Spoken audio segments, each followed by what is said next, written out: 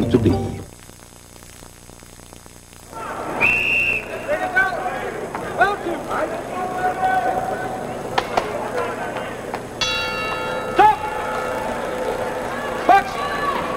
Round 2, T.J. Wilson in blue, Dominick Guinn in red. First round scoring 1-0 for Wilson now. Pitching a shutout. I'll tell you what, you're going to do a lot of baseball games this year. You may see a few 1-0 games, but usually you don't expect it in boxing over one round. Dominick Guinn was given some interesting advice by Al Mitchell. Normally you go to the left against the southpaw, and that's what they want to do. But he told him, I know it's going into a straight shot, but move to your right. I think you can duck under and land the right hand if you go that way. Normally you wouldn't, but in this case he thinks that maybe his man can stick that right hand in. By the way, we mentioned that Guinn goes to Northern Michigan University. He's a major in criminal justice there.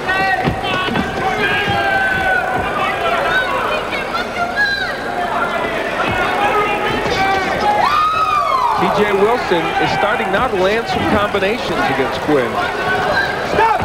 One thing he hasn't been able to do since the first seconds of the fight is control the ring.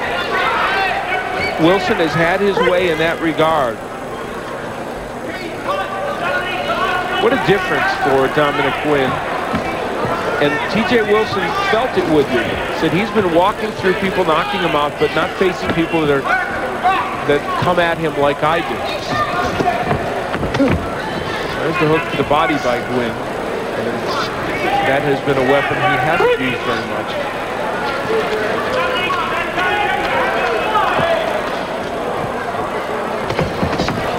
When you are reduced to pawing with the jab and trying to land a straight right hand, see, there's the left landing by Guinn. That's the punch you need. I'm a staunch believer in this, and I've said so many times to our ESPN audience. You cannot beat a lefty just with a straight right hand and by pawing of the jab. It looks like you can for all the world. I remember vividly years ago in my amateur days against a lefty thinking, this looks so easy, you should be able to do this, and you can't.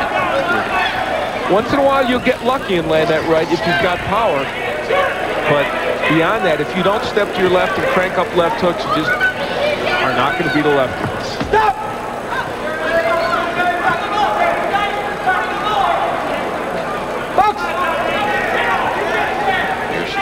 Toe-to-toe right now.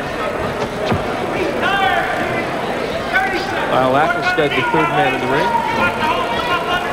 Montana, he is the head of the officials. Great guy, does an excellent job. Big fork, Montana. Yeah.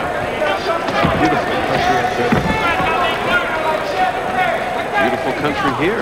Absolutely. We've been treated royally, may we say, by the folks here in Pueblo. And it has been a delight to come here for this tournament. We love doing the amateur tournaments on ESPN in any case. And you are the celeb here, too. Well, I don't know, but it's, by the way, a joy to work with you as well. As we go to round 3, it's tied 3-3. Well, that score indicates that there have not been that many punches, clean punches landed.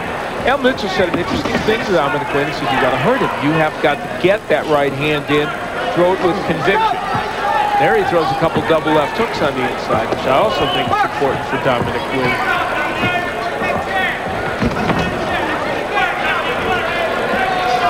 A lot of holding and grappling on the inside. Look at the hook by Guinn. I'm telling you, if he would crank up that hook and throw it to the body and the head, he could turn this into a slightly different bout.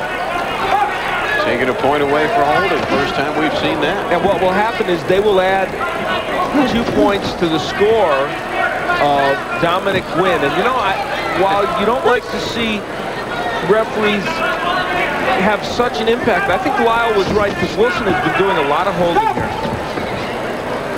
And a fight like that, like this, that's a huge decision to make.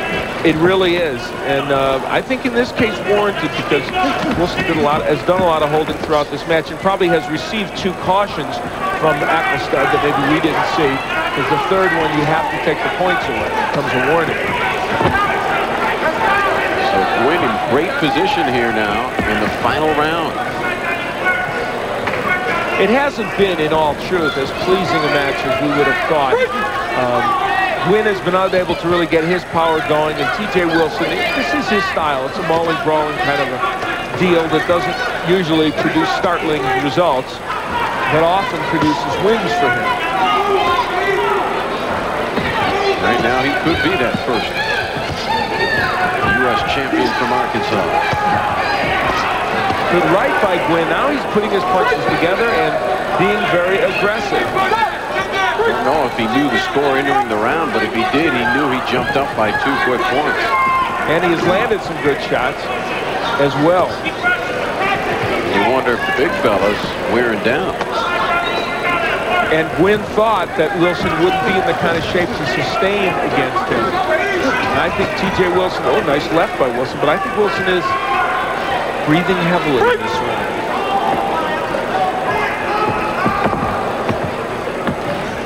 Guinn told us, he said, it's quoting him, it's up to me. If I do what I do, it'll be easy. Well, it hasn't been easy, but he has started to put his punches together a little bit in this round. He said he knew to move left against the lefty unless the left was not a strong left. Well, he has not been throwing his left hook to the right hand. He's getting the right hand in a little bit. I still think Dominick Guinn and Al Mitchell will look at this tape and say, why didn't I throw the left hooks more often? Why didn't I just take a step to my left, crank it up to the body? And there's double left hook landed by Guinn. If he would throw that punch more often, it would be very effective. But I think he's done enough to win here in round 3. And T.J. Wilson had this championship in his grasp. And if it did slip away, it did so because of the 3rd round. Wilson certainly looked like he might have been a bit out of gas here in round 3. We'll be back with a decision on our final fight after this. Welcome back, and let's go to the winner of this contest on points. He's the plus 201 pound. That's the super heavyweight division champion, 1998 National USA Boxing Champion from the red corner, Dominick Guinn. Dominick Guinn, the winner, 14-5, the final count. This young man stepped it up and did in fact become the first person from Arkansas to win the U.S. Amateur Championships. He's punched their buttons a lot there in round 3. This young man stepped it up and did in fact become the first person from Arkansas to win the U.S. Amateur Championships, and he made Bill Clinton proud, one of his fellow alums. That will do it from Masari Arena in Pueblo, Colorado. For Al Bernstein and our entire crew, I'm Charlie Slows. Thanks for watching. This has been a presentation of ESPN, the worldwide leader in sports.